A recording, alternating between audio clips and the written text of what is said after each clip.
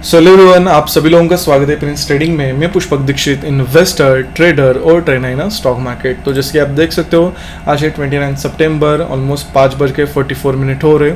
और जिसके आपको बताया संडे है, तो मैं बहुत ऐसी सारी चीज़ें जो मैं आपको बताने वाला हूँ, सिखाने वाला हूँ। तो वीडियो लास्ट तक देखना ताकि आपको समझ में आएगा कि आप क्या क्या मार्केट से सीख सकते हो। बहुत सारी चीज़ें आपको लर्निंग मिलेगी।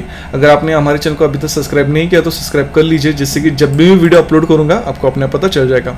और ये सारे वीडियो जो आप देख रहे हो, अगर आपने ये भी कुछ नहीं देखे हुए या टोटली आप न्यू हो, सारे वीडियो एक बार देख लेना।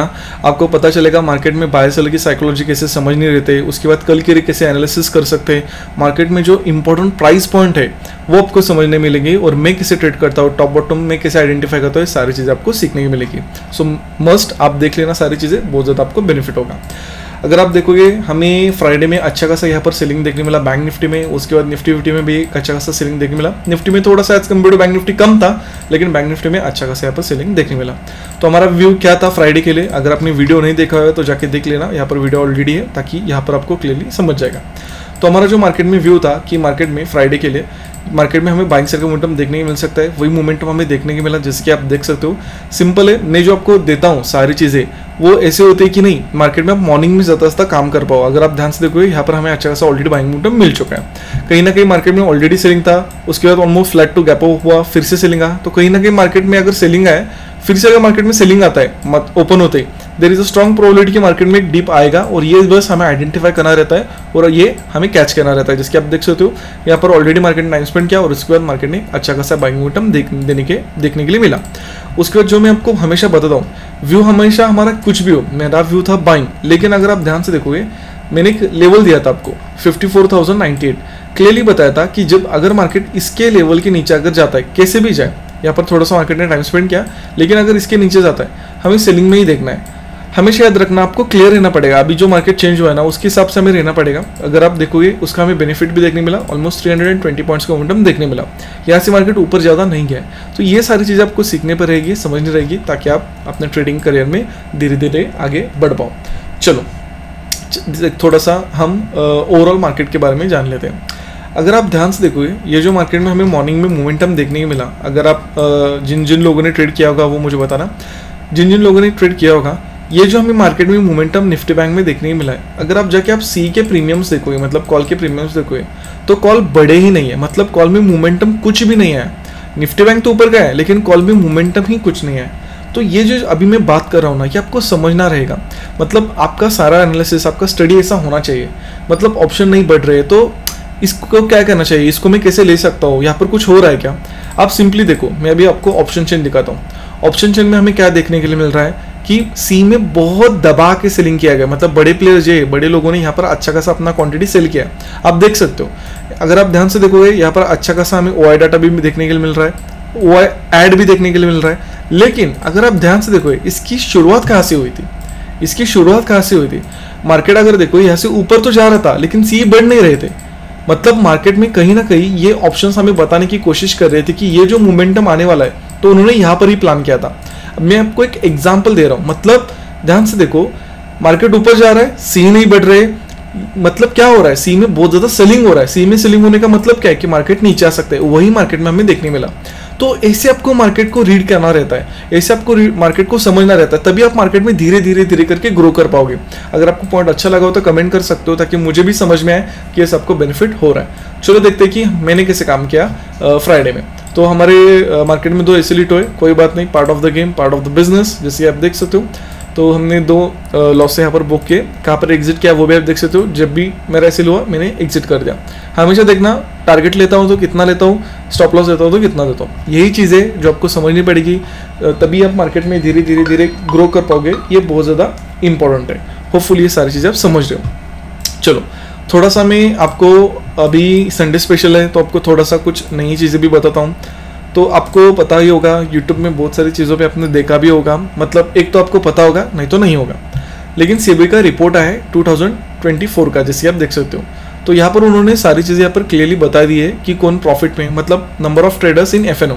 तो जिसके आप देख सकते हो, 10 करोड़ से भी ज़्यादा सिर्फ 101 ट्रेडर्स ही है जिनका प्रॉफिट है। और अगर आप ध्यान से देखोगे, 1 लाख टू 10 लाख सिर्फ 96,000 ही पीपल है जो इतने प्रॉफिट में है, और 10K टू 1 लाख बस इतना ही है, जैसे कि आप देख सकते हो। लॉस में अगर आप देखोगे यहाँ पर आपको लॉस दिखेगा, लॉस में बहुत ही ज़्यादा लोग हैं, मतलब 1 लाख तक लॉस में बहुत ज़्यादा है, 10 लाख लॉस में बहुत ज़्यादा है, और 1 CR के लॉस में भी बहुत ज़्यादा लोग हैं, 10 लाख से 1 CR तक। तो ये सारी चीज़ें हमें देखने के लिए मिलते हैं। अभी इससे हम क्या सीख सकते हैं, ये जो रिपोर्ट हमें दिख रहा है, अगर इसके बारे में आपको डिटेल चाहिए जाके आप सेबी के यहाँ से ले सकते हो, यूट्यूब में बहुत सारे वीडियो भी पढ़े रहे होंगे, सीख सकते हो। लेकिन मैं आपको डायरेक्टली बताता हूँ इस रिपोर्ट से आप क्या सीख सकते हो। सबसे पहली चीज़ यहाँ पर क्लियरली मेंशन किया गया है कि 93% जो पीपल है वो मार्केट में लॉस में है, और बस ऑलमोस्ट 10% टू 9% ही पीपल है जो प्रॉफिट में। यहाँ पर क्लियरली वहाँ पर बता दिया। सीखने के लिए क्या मिलता है, मैंने इसके पीछे भी मैंने ये पॉइंट बता दिया है, फिर से मैं आपको बता देता हूँ। हमेशा याद रखना, यूपीएससी का भी जो रेट है यो इससे भी कम है, लेकिन उसमें डिफरेंस क्या है कि हर कोई कैंडिडेट जो आता है वो एक सीरियस माइंडसेट के साथ आता है। यूपीएससी में ऑलमोस्ट मुझे तो लगता है 1 to हार्डली 5% ऐसे लोग होंगे टोटल जो सीखने के लिए आता है, जो टाइम पास करने के लिए आते हैं। नहीं तो जो यूपीएससी सिलेक्ट करता है वो मन लगा के ही काम करता है। उसको भी पता है कि सिलेक्शन के चांसेस बहुत कम है, लेकिन वो पूरा मन लगा के ही काम करेगा। लेकिन जो स्टॉक मार्केट में आता है वो ऐसे माइंडसेट के साथ आता है क्या? नहीं आता है। सिंपल है, वो ऐसे माइंडसेट के साथ नहीं आता है। वो आता है कि एक दिन में राजा बनना है, एक दिन में हमें प्रॉपर जैकपॉट लगना चाहिए। तो सिंपल है, यहाँ पर जो भी पर्सन आ रहा है उसके पास लैक ऑफ नॉलेज बहुत ही ज्यादा है, मतलब उसके पास नॉलेज ही नहीं है। और अगर आप लैक ऑफ नॉलेज से कोई भी बिजनेस करोगे उसमें आपको घाटा ही होगा, लॉस ही होगा। ये सिंपल कॉमन सेंस है, उसमें कोई दोहरा ही नहीं है, कोई बड़ी बात ही नहीं है इसमें। तो सिंपल समझने की कोशिश करो। आपके सामने दिखा तो रहा है कि नहीं 93% लोग लॉस में है, लेकिन ये भी आपको समझना पड़ेगा जो लॉस में वो बेवकूफ है, उनमें अकल नहीं है, इसलिए वो लॉस में, क्योंकि वो इमोशन से ट्रेडिंग कर रहे हैं, इसलिए उनको लॉस हो रहा है। जैसे यूपीएससी में जो हम देखते हैं कि यूपीएससी में हम देखने के लिए मिलता है, मतलब सिर्फ मैं यूपीएससी का एग्जांपल नहीं रहा हूँ, ऐसे बहुत सारे एग्जाम्स है, बहुत सारे ऐसे मतलब जॉब्स है, बिजनेस है जो टफ है। लेकिन समझने की कोशिश करो, वहां पर कैंडिडेट भी टफ है, लेकिन हमारा कैंडिडेट ही यहाँ पर 10वीं फेल है। समझने की कोशिश करो। तो ये आपको समझना पड़ेगा। आप इससे डिमोटिवेट मत हो कि नहीं मार्केट में तो पैसा नहीं बन सकता। इससे आपको ये समझना है कि नहीं यहाँ पर लॉसेस किसके हो रहे हैं, जो पढ़ लिख के नहीं आता, जो समझ नहीं रहा मार्केट को, और ये सिर्फ अंधाधुन पैसा लगा रहा है और लॉसेस खा रहा है। बस यही हमें सीखने मिलता है। आप देखो ना, 10,000 से 1 लाख लॉस और उसके बाद 10,000 तक लॉस, इससे क्या सीखने मिला? ये लॉस में ट्रेडर्स ये हमें देखने मिला, इनकी वजह से बहुत ज्यादा जो परसेंटेज में इंपैक्ट हो रहा है। क्यों? क्योंकि ये बहुत ज्यादा लॉस में। और ये कौन है? ये रिटेलर है, मतलब मिडिल क्लास पर्सन है जो आते कि नहीं हाँ थोड़ा पैसा बन जाए। तो ये आपको समझना रहेगा, तभी आप इस बिजनेस को क्रैक कर पाओगे, समझ पाओगे। दूसरी चीज हमें इससे क्या सीखने के लिए मिलती है, इस डाटा को देखने से हमें यह सीखने के लिए मिलता है, ये जो लोग लॉस में है ना 1 लाख से 10 लाख, अभी हम 1 CR तक नहीं जा सकते क्योंकि आप सभी लोग 10 लाख तक रिलेट कर पाओगे। 10,000 से 1 लाख ये नहीं पकड़ता मैं, क्योंकि नॉर्मल है, सब लोग झेल सकते हैं। लेकिन ये दो जो है, इससे हमें क्या सीखने को मिलता है? इससे हमें यह सीखने के लिए मिलता है कि जो भी लोग इमोशन से ट्रेडिंग करते हैं उनका क्या अंजाम होता है। मतलब आपको पता होगा कि धूम्रपान जो भी करते हैं उनको पता रहता है कि धूम्रपान करने से कर्करोग होता है, उनको पता है, फिर भी लोग करते हैं। लेकिन हमें ये यहाँ पर देखना है कि यहाँ पर अगर लॉसेस हो रहे, किनको हो रहे?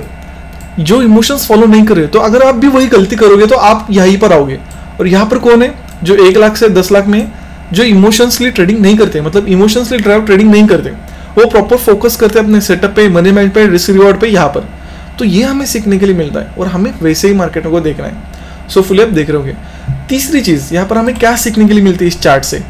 तीसरी हमें यह सीखने के लिए मिलता है कि जब तक हम एक लॉट पे प्रॉफिटेबल नहीं होते, हमें ज्यादा क्वांटिटी नहीं बढ़ानी है। ये बहुत ज्यादा इंपॉर्टेंट रोल प्ले करता है। मैं आपको क्वेश्चन बताता हूँ। 1 लाख से 10 लाख जिनका लॉस हुआ है, आप खुद ही सोचो, मैं बताता हूँ। इन लोगों ने अगर ये बोला होता कि एक लॉट पे जब तक मैं 3 महीने प्रॉफिटेबल नहीं होता तब तक मैं अपना पैसा नहीं डालूंगा, आप खुद सोचो क्या उनका ये लॉस होता या 1 लाख से 10 लाख हो सकता था क्या? जिनका 10,000 से 1 लाख तक लॉस हुआ है, 10,000 तो रहने दो, मतलब 50,000 से जिनका लॉस हुआ है, आप खुद ही सोचो क्या उन्होंने ऐसा अगर किया होता कि नहीं एक लॉट में जब तक मैं प्रॉफिटेबल नहीं होता, 3 महीने प्रॉफिटेबल नहीं होता, तब तक मैं मार्केट में अपना पैसा नहीं डालूंगा, क्या उतना लॉस होता क्या? बेसिक कॉमन सेंस है, हम ये फॉलो नहीं करते, और जो फॉलो नहीं करते उनका क्या हुआ है हम देख सकते हो। मतलब यहाँ पर सक्सेस रेट ज्यादा है, लेकिन यहाँ पर लोगों के पास नॉलेज नहीं है, लोगों के पास एक्सपीरियंस नहीं है, तो क्या होता है? लॉस होता है। लॉस से क्या होता है? हाँ, स्टॉक मार्केट में लॉस होता है। तो ये सारी चीजें आपको समझनी रहेगी, तभी आप मार्केट में ग्रो कर पाओगे। समझो। उसके बाद हमें क्या सीखने के लिए मिलता है यहाँ पर? अगर आप सारा डाटा पढ़ोगे तो आपको बहुत ज़्यादा होगा, वीडियो लंबा होगा, ज़्यादा नहीं बोलूँगा मैं।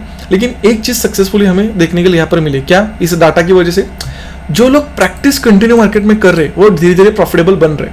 तो बहुत ज़्यादा प्रैक्टिस करनी बहुत ज़्यादा इंपॉर्टेंट है, और हम बहुत ज़्यादा मिस करते हैं। हमको ईजी मनी चाहिए, आराम से चाहिए।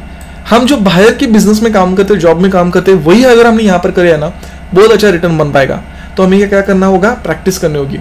फिफ्थ, इस डाटा से क्या पता चलता है? सिर्फ एफ पे मत ज़्यादा फोकस करो, आपको इंट्राडे के स्टॉक्स पे भी करना है, उसके बाद स्विंग ट्रेडिंग पे भी करना है, इन दोनों में भी करो।